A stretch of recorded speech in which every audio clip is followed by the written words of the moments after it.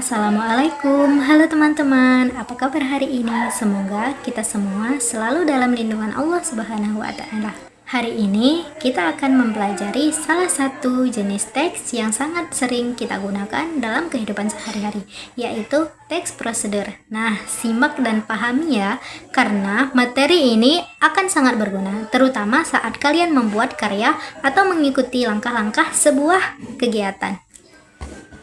Teman-teman tahu tidak teks prosedur itu apa? Teks prosedur adalah teks yang berisi langkah-langkah sistematis untuk melakukan kegiatan. Dengan kata lain, teks ini membantu kita melakukan sesuatu dari awal sampai akhir dengan urutan yang benar. Kita biasanya menemukan teks prosedur saat mengikuti resep masakan, merakit benda, atau melakukan percobaan.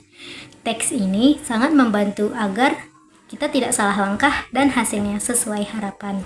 Dalam teks prosedur ada 3 bagian utama. Yang pertama adalah tujuan, yaitu apa yang ingin kita capai. Yang kedua adalah alat dan bahan. Bagian ini berisi daftar perlengkapan yang dibutuhkan. Yang ketiga adalah langkah-langkah, yaitu urutan kegiatan yang harus dilakukan agar tujuan dapat tercapai. Langkah-langkah ini harus berurutan dari yang paling awal sampai yang terakhir.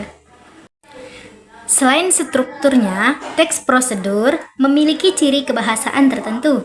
Biasanya menggunakan kalimat perintah seperti masukkan, aduk, atau tempelkan. Lalu menggunakan kata kerja tindakan seperti menggunting, menggosok, atau menghias. Teks prosedur juga memakai konjungsi waktu, misalnya lalu, kemudian, atau setelah itu, agar langkahnya jelas dan runtut.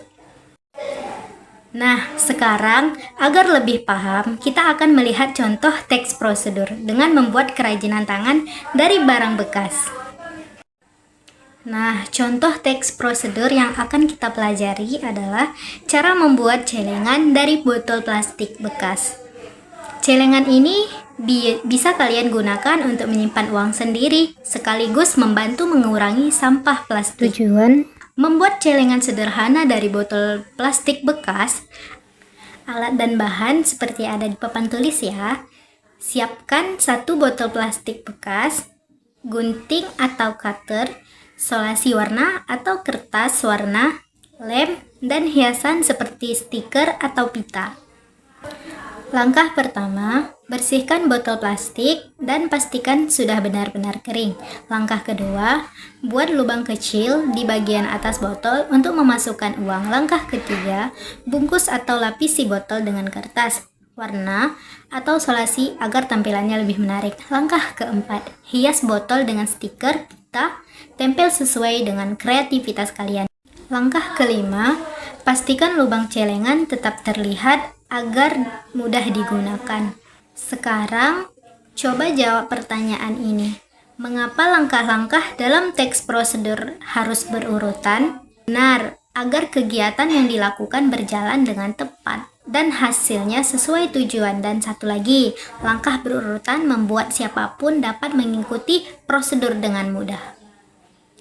Baik teman-teman, hari ini kita sudah belajar tentang pengertian teks prosedur, struktur, ciri kebahasaan, dan contohnya melalui pembuatan celeng dari botol bekas. Semoga dengan pembelajaran ini kalian bisa membuat teks prosedur sendiri dengan lebih mudah dan kreatif. Terima kasih sudah belajar dengan penuh perhatian. Sampai jumpa di lain waktu.